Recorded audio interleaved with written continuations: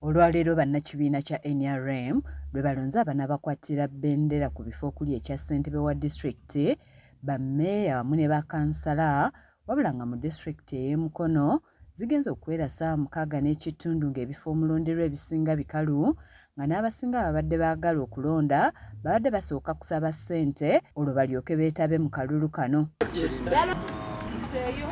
Bannakibiina balumiriza abakulembeze mu kibiina okuleetawo entalo ezibaawulamu nga bagamba nti ze ziviiriddeko n'abamu okulumbwanga mu mayumba gaabwe ne bakubwa, ng'oluvannyuma lw'okulonda okwaggwa bangi baakubwa nga babalanga kulonda abo bo be baali baagala, nga kati baagala ssentebe w'akakiiko k'ebyokulonda mu kibiina kyabwe Dr. Tango Doi aggyewo enkola ey'okulonda kw'okusimba mu migongo. Bw'obeera nga towagira gundi ekiro bakukuba emiggo n'obula okufa.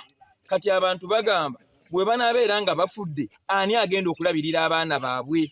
N'olw'ensonga eyo Pulezidenti Museveni nkusaba n'obuwombeefu bungi olagira akulira akakiiko k'ebyokulonda akalulu kabeerenga ka bookisi. Mu bifo bye tusobodde okutuukamu okuli eggombolola y'e Nakisunga, munisipaali ey'e Mukono wamu ne divizoni ey'e Goma, abalonzi babadde batono ddala nga betwogeddeko nabo obuzibu babutadde ku bannaabwe abaatulugunyizibwa ekisusse mu kulonda okwali okulwokuna lwa wiiki ewedde, nga y'ensonga lwaki nabo basazeewo obuteetaba mu kalulu ka leero basobole okutaasa obulamu. Nze ku lwange ndaba tekajjumbiddwa lwa nsonga olw'emivuyo egiri mu kulonda okw'ekibiina kyaffe ekyenyaaleero, nti abantu bagenda ne basimba ennyiriri mu bantu be basuubira nti be balonze, ate bagenda okulaba ebivuddeyo nga si bye byo n'entalo ezitatadde.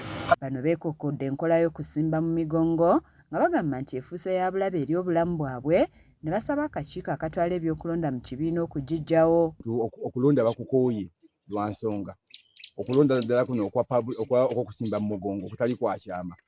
Bw'ovaawo abantu mulimu ettemu, mulimu obubbi, mulimu okukola ki, oli najja n'akulimba bakulumba ekiro olw'okuba obadde gundi akalulu. Bo bassentebe b'ebyalo bategeezezza nti basanze okusoomoozebwa bwe gutuuse ku kukunga bannakibiina okugenda balonde olw'embeera eyalabikidde mu kulonda okwabaddewo wiiki ewedde nga n'abamu baasibidde mu malwaliro oluvannyuma lw'okukubwa nga babadde abeetegefu okulonda babadde basaba ssente basooke balonde. Okubeera nga tuli mu kalulu ka primaries kunoonya anaakwata bbendera ya kibiina n'okuba mutuuze munno omuggo n'okumutema abamu ne ppiki ebidduka ne babyokya, kitulaze nti abantu banoonya byanfuna si buweereza. Kati kireetedde abantu okubeera nga tebakyajja kujjumbira kulonda. Omu ku beesimbyewo ku kifo kya ssentebe wa disitulikiti era nga yamyuka ssentebe wa NRM mu disitulikiti y'e Mukono Awiye Yusuf alaze obutali bumativu eri ssentebe w'ekibiina mu disitulikiti eno Hajji Haruna Ssemakula olw'okwagala okumukaka ave mu lwokaano, era n'awera nti ye yeewaddeyo nga saddaaka olw'ekibiina. Kinabagambye sinaba kukanyaako nammwe ku ekyo ne mumana mu understanding mwagikoze nga bo musooka kutegeeragana ne mulyoka mukola ekiwandiiko.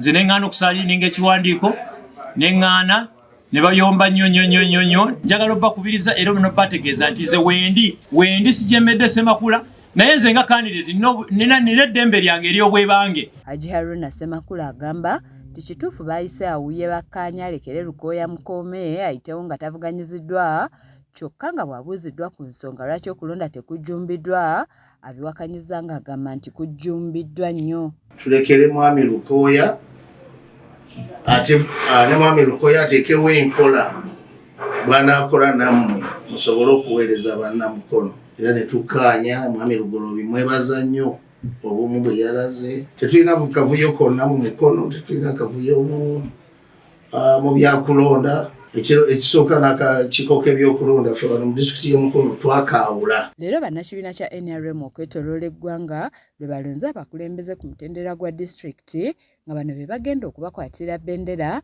mu kulonda kwa bonna okuliyo omwaka ogujja. Kaweesa Paul yakusakidde eggulire lino ku lwa KSTV Agaleero.